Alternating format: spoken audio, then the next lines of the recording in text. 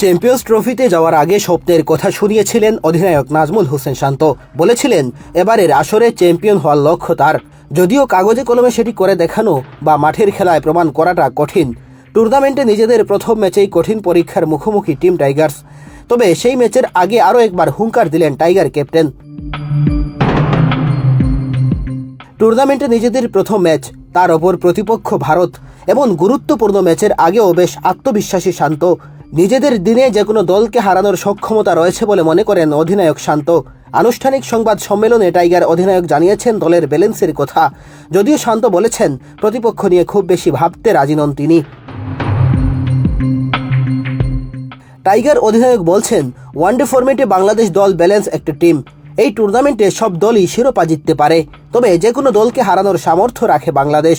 নিজেদের পরিকল্পনা বাস্তবায়ন করতে পারলে যে কোনো দলের সাথে লড়তে প্রস্তুত টাইগাররা। ভারতের বিপক্ষে জয়ের জন্য অতীত থেকে প্রেরণা পাচ্ছে বাংলাদেশ। ওয়ানডে ফরম্যাটে 2022 সালে সিরিজ জিতেছিল টাইগাররা। সেবার ঘরের মাঠে ভারতকে 2-1 ব্যবধানে সিরিজ হারিয়েছিল বাংলাদেশ। তবে শান্ত বাস্তবতাও মানছেন। অতীতকে না টেনে ম্যাচের মধ্যে পরিকল্পনা বাস্তবায়নে জোর দিচ্ছেন টাইগার ক্যাপ্টেন।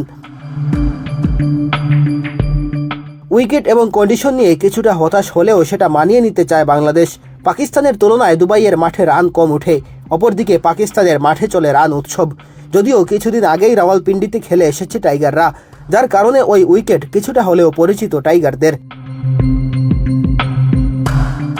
ভারত দলে তাদের গুরুত্বপূর্ণ সদস্য জাসপ্রীত বুমরা এবারের আসরে খেলতে পারছেন না।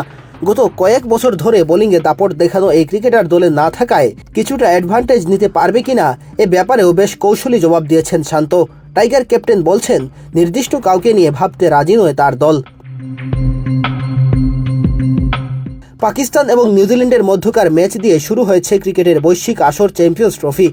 একদিন পরেই হাই ভোল্টেজ ম্যাচে একে অপরের মুখোমুখি হবে বাংলাদেশ এবং ভারত। প্রতিপক্ষ শক্তিশালী হলেও এই ফরম্যাটে বাংলাদেশও বেশ পরিণত, যার ফলে দেখার বিষয় শেষ পর্যন্ত কারা জয় দিয়ে নিজেদের চ্যাম্পিয়ন্স ট্রফির মিশন শুরু করে।